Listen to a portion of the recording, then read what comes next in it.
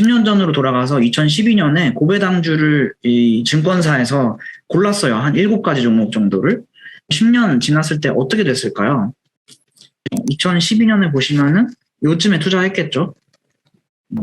반토막 났죠? 배당을 만약에 받았다고 하더라도. 안녕하세요, 머니아입니다. 요즘 경기 침체, 금리 인상 이런 것 때문에 투자하기 힘들잖아요. 저도 포트폴리오 계좌 말고 주식 계좌가 있는데 되게 힘들어요. 그래서 이런 얘기를 많이 하시는 것 같아요. 배당주에 투자할 때다. 배당주로 도망쳐라. 이런 얘기요. 이렇게 장이 안 좋다 보니까 따박따박 나오는 배당을 찾으시는 분들이 많으신 것 같아요. 저도 배당주를 좋게 생각합니다. 그래서 이렇게 배당금 받은 통지서 같은 것도 가지고 있어요. 가지고 있으면 괜히 뿌듯하잖아요. 돈 받은 것도 있고, 돈이 이렇게 따박따박 나오고 하니까 뭔가 그 매력이 있는 것 같아요. 배당주만의. 그런데 이제 주식 투자를 하다가 좀 힘들다, 혹은 처음 투자하는 거니까 배당주로 시작해야지 하시는 분들한테 배당주에 대한 좀 근본적인 이야기를 해볼게요. 네이버에 배당주 검색해보시면 배당 수익률 순으로 1위 이크레더블부터 쭉 나와요. 심지어 16%짜리도 있습니다. 고배당주 찾을만 하죠, 이 정도면. 착각하시면 안 될 부분, 좀 걱정스러운 부분 3가지 정도만 말씀을 드릴게요.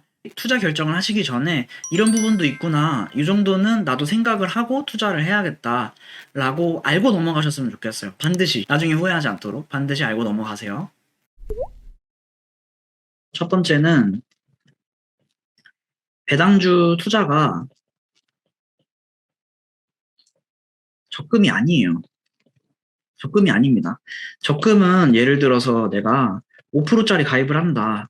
그러면은 이제 1년 뒤에 실제 이자가 한 2.5% 정도 받잖아요. 나중에 계산해 보세요. 여튼 이렇게 정해져 있어요. 이 돈을 받는 게 이자가. 근데 예를 들어서 배당주가 5%다 하면은 1년 뒤에도 그렇게 줄 거냐? 이건 아니에요. 그럴 수가 없어요. 아까 네이버에서 검색했을 때 봤던 배당 수익률은 뭐냐? 배당 수익률 공식을 하나 아셔야 돼요. 배당 수익률은 이제 그 기업에서 주는 배당금을 주가로 나누는 거예요.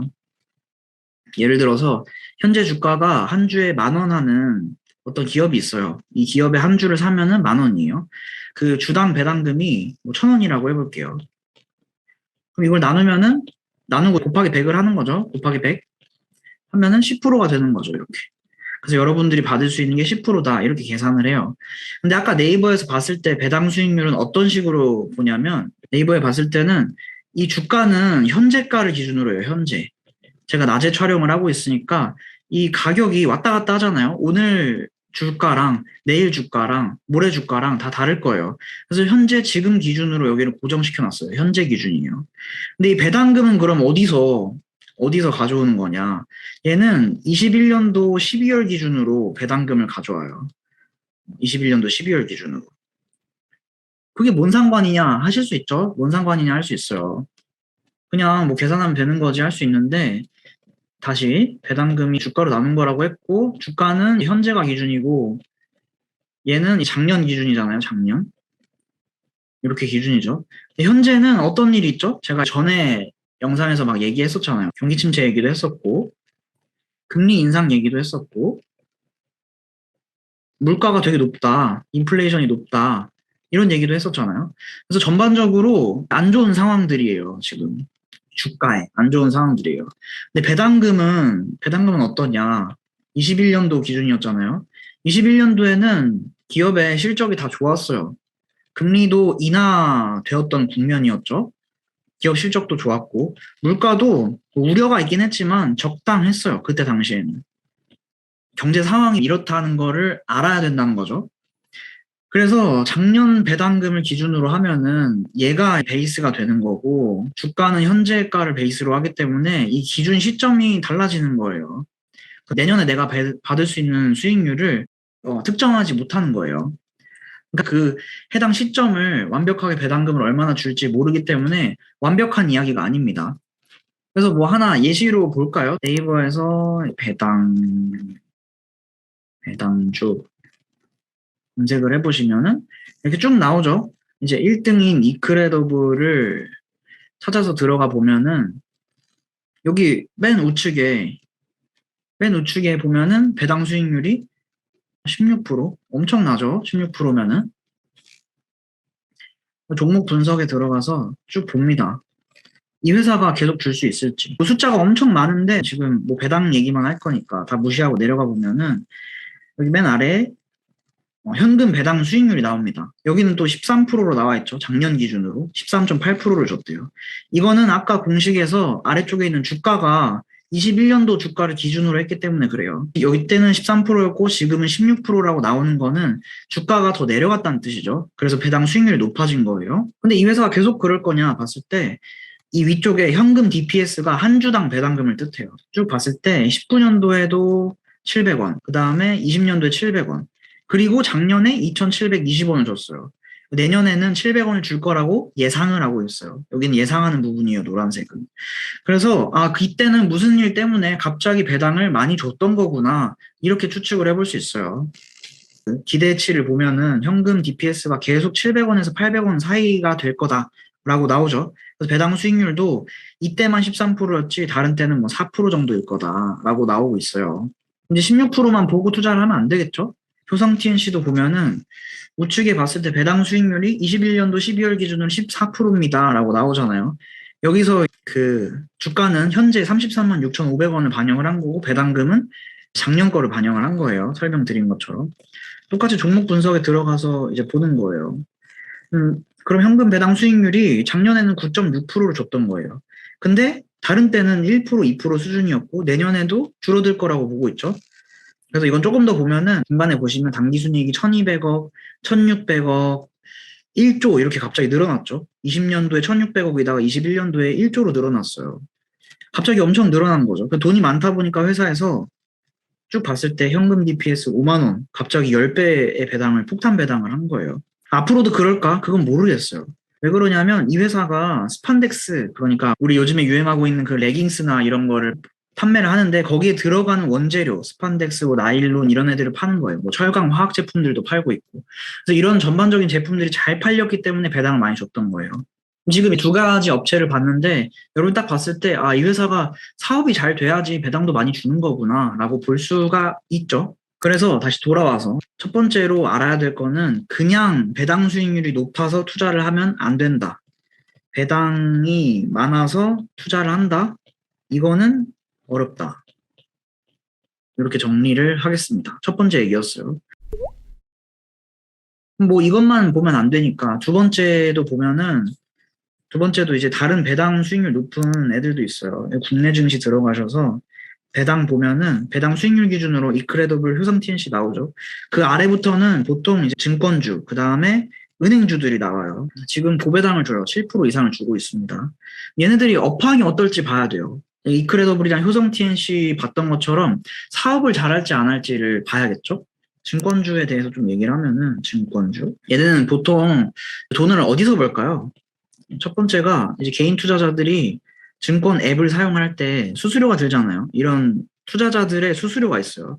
수수료.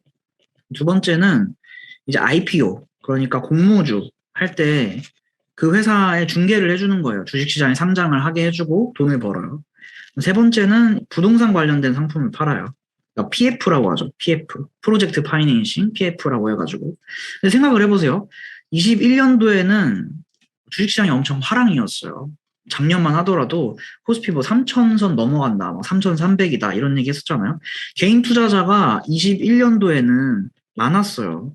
근데 지금 22년도 넘어오면서 어떻게 됐죠? 다 물려있죠. 개인 투자자분들이. 그래서 매수 매도를 많이 하는 때가 아니에요. 수수료가 적을 거예요. IPO도 마찬가지예요. IPO를 할 때도 20년도, 21년도에는 IPO가 되게 많았어요. 왜 그러냐면 주식시장이 화랑이었으니까. 근데 22년도에는 여러분들 뭐 보시면 아시겠지만 뭐 컬리 이런 데도 상장을 미뤄왔고 뭐 지금 토스 이런 데도 IPO를 미루려고 하고 있어요. 부동산도 마찬가지예요. 부동산 뉴스 한번 찾아보세요. 부동산 시장이 지금 어떤지. 별로 그렇게 좋진 않아요, 지금. 그럼 이제 증권주가 21년도에는 좋았어요. 22년도에는 안 좋을 것 같아요. 아까 얘기했죠. 배당금이랑 주가. 옛날에 배당금을 기준으로 하면은 증권주들이 좋다라고 볼 수 있어요. 주가도 내려갔거든요. 증권주 주가도 내려갔어요. 그래서 이런 부분이 있어요. 당장 배당만 보고 투자하기에는 좀 꺼려지는 부분이에요. 증권주. 뭐 은행주도 있으니까 은행주도 얘기를 할까요? 오랜만에 필기를 해가지고 좀 신났어요. 이제 은행주도 얘기를 하자면 기본적으로 이 돈을 버는 메커니즘이 대출 이자로 돈을 벌어요. 대출 이자는 플러스예요. 여긴 플러스. 마이너스는 예금 이자죠. 예대 마진이라고 해요. 근데 뭐 복잡한 밈 같은 수치도 있고 한데 이런 건 지금 너무 복잡하니까 그냥 이것만 가지고 얘기를 할게요. 그럼 대출 이자가 있고 예금 이자가 있잖아요. 근데 아마 이렇게 생각하실 거예요. 금리 인상을 했으니까 금리 인상 수혜주다. 수혜주 은행이다. 이렇게 생각하셨겠죠? 아마? 왜냐하면은 대출 금리가 올라가니까 은행들은 이익이지 않냐. 그래서 금리 인상 수혜주로 은행을 들고 있으면 된다. 근데 여기서 착각할 수가 있는 게 1 더하기 1은 2처럼 그냥 그 시점에서 바로 이게 실행되는 게 아니에요. 이렇게 계단식으로 올라가는 게 아니에요. 금리 인상이라는 거는 금리 인상 기라고 해요. 그러니까 기간이에요, 기간. 그래서 금리 인상도 이렇게 점진적으로 이런 식으로 올라가서 결국에는 이렇게 올라가는 형태예요. 근데 은행주 투자를 할 때는 여기 초반 부분에는 좋아요. 왜 그러냐면 여기 봤을 때 변동금리인 대출들은 은행에서 생각해 보시면은 이자 올라갑니다 하고서는 바로 올려요. 바로 올림. 플러스. 근데 예금은 어떻죠? 여러분들 만기 되기 전까지 예금 해지하세요? 물론 이제 못 넣어서 해지하는 경우, 뭐 특별한 일이 생겨서 해지하는 경우는 있겠지만, 뭐 이자가 뭐 1%, 2% 오른다고 해서 예금을 6개월, 7개월 넣고 있는데 해지를 하고 새로운 걸로 갈아타는 분은 거의 없을 거예요. 그래서 예금 이자는 당장에 올라가진 않아요. 당장 올라가지 않아요. 그러니까 마이너스인 부분은 적은데 플러스 있는 부분은 늘어나죠. 그러니까 대출 이익이랑 예금 이익이 예금에 마이너스 되는 게 이 폭이 커요. 중간 마진 보는 게 커요. 마진 큰. 근데 금리 인상이 이렇게 기간이라고 했잖아요. 여기서 기간이어서 금리가 계속 이렇게 올라요. 지금 뭐 자이언트 스텝하고 이랬잖아요. 금리가 올랐어요. 그러면 대출 이자는 마찬가지로 지금 올라 있을 거예요. 점진적으로 올라 있고 예금도 여기서 원래 요만큼이었다가 이렇게 따라 붙는 거예요. 여기까지. 그럼 마진이 점점 축소가 되죠. 이익이 축소되죠. 이익. 근데 여기다가 최근에 야, 니네 금리 인상기에 지금 물가 오르고 국민들 힘든데 대출 이자 올려서 되겠냐 해가지고 대출 이자가 또 여기서 올라가야지 이 이익이 계속 늘어날 텐데 대출은 또 못 올라가요. 눈치 보느라. 그럼 계속 이익이 축소되죠. 그럼 어떻죠, 지금? 은행이 계속 좋을까? 그건 미지수가 되는 거죠. 모르는 거죠, 지금. 그래서 지금 고배당주들을 봤을 때 지금 고배당주들을 보면은 은행이랑 뭐 증권이 대부분이에요. 얘네가 21년도 배당금은 좋았는데 배당금을 줄 만큼 업황이 좋았는데 22년도에는 배당금을 또 줄까? 또 많이 줄 수 있을까? 이거는 미지수인 거죠. 그러니까 이렇게 따지고 투자를 하셔야지 여러분들이 잘 고를 수가 있게 되는 거예요. 자, 세 번째로 넘어가 볼게요. 세 번째는 그런 고배당주가 따박따박 돈도 나오고 하니까 장기 투자하면 어떨까? 이거를 한번 체크를 해볼게요. 제가 10년 전으로 돌아갔다고 생각하고 어떤 뉴스를 보고 여러분들도 어떤 매체를 통해서 이거 고배당주가 지금 좋다 이런 얘기 들은 거잖아요. 10년 전으로 돌아가서 2012년에 고배당주를 이 증권사에서 골랐어요. 한 7가지 종목 정도를. 여기서 보면은 SK텔레콤, KTNG, 강원랜드, 뭐 BS금융진, DGB, 신도리코, 휴캠스 이렇게 7종목을 골랐습니다. 10년 지났을 때 어떻게 됐을까요? 저도 궁금해서 찾아봤어요. 첫 번째 SK텔레콤이에요. 2012년 말쯤, 뭐 한 중간쯤에 투자를 했으면은 여기 뭐 최저점에서 투자를 했을까요? 2012년에? 최저점에 여기서 투자했으려나? 현실적으로 아마 한 요쯤 25,000원쯤 투자했을 것 같아요. 이게 제가 촬영하는 시점이랑 여러분들이 보는 시점에 차이가 있기 때문에 정확히 54,000원은 아니더라도 한 2배가 올랐어요. 그리고 이제 배당도 받았으니까 만약에 10년 전에 SK텔레콤을 골랐다. 이거는 잘하신 투자죠. 이제 7종목이 있었으니까 또 볼게요. KTNG도 보면은 2012년 중간쯤에 샀다. 그럼 쭉 가보면은 그러니까 거의 비슷해요. 그러니까 배당만 받은 거예요. 강원랜드도 보면은 뭐 한 이쯤에 투자를 했으면은 쭉 와서 10년 동안 배당만 받았을 거예요. BNK 금융지주 이런 애들이 많다고 했잖아요. 2012년에 보시면은 요쯤에 투자했겠죠. 반토막 났죠. 배당을 만약에 받았다고 하더라도 뭐 금융주라고 해서 항상 좋은 건 아니에요. 그다음에 DGB 금융지주라는 데도 있었죠. 여기도 마찬가지로 요쯤에 투자했으면 쭉 따라와가지고 반토막 났어요. 배당 받았어도 회복을 하기 힘든 수치죠. 여기도 유상증자 있고 이제 신돌 있고 2012년 말쯤 요쯤 투자했겠죠. 쭉 따라오면은 57,000원일 텐데 32,000원이에요. 반토막까지는 아니지만 어쨌든 꽤 많이 떨어졌죠. 휴캠스 요즘 작은 회사죠. 얘도 2012년 요쯤 투자했으면은 좀 떨어졌죠. 얘도 마이너스예요. 그래서 지금 7종목을 봤잖아요. SK텔레콤 매우 좋음. 배당에다가 주가도 올랐어요. 매우 좋은 선택이었을 거예요. KTNG 주가는 그대로고 배당만 받았어요. 세모로 표시할까요? KTNG 5. 강원랜드도 마찬가지였죠. 세모. 나머지는 반토막 났죠. 마이너스, 마이너스, 마이너스, 마이너스.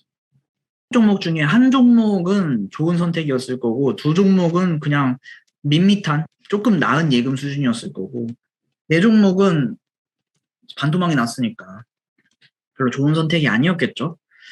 그래서 확률적으로 보더라도 고배당주를 장기 투자한다는 게 좋지 않아요.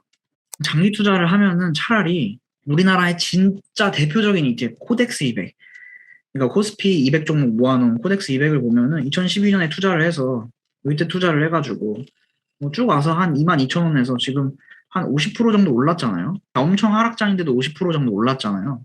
게다가 이 코덱스 200은 배당도 줘요. 그러니까 분배금이라고 해서 분배금도 줍니다. 돌아와가지고 제가 말씀을 드리고 싶은 거는 첫 번째는 적금이 아니다. 적금이랑 다르다. 두 번째는 그 회사 분석이 필요하다. 세 번째는 장기 투자는 성장주로 하셔라.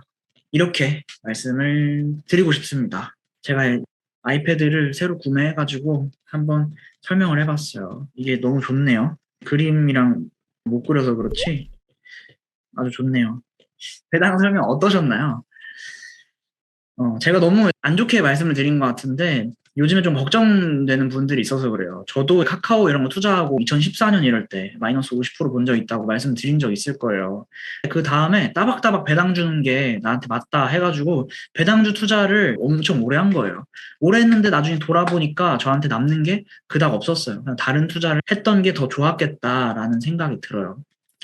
배당에 대한 얘기를 했어요. 저도 배당주 좋아합니다. 투자도 하고 있고 배당 좋아해요. 그렇지만 여러분들이 균형 잡힌 시각을 갖고 투자를 하셨으면 좋겠어서 설명드렸어요. 오늘 영상 여기까지 할게요. 네, 행복한 하루 되세요.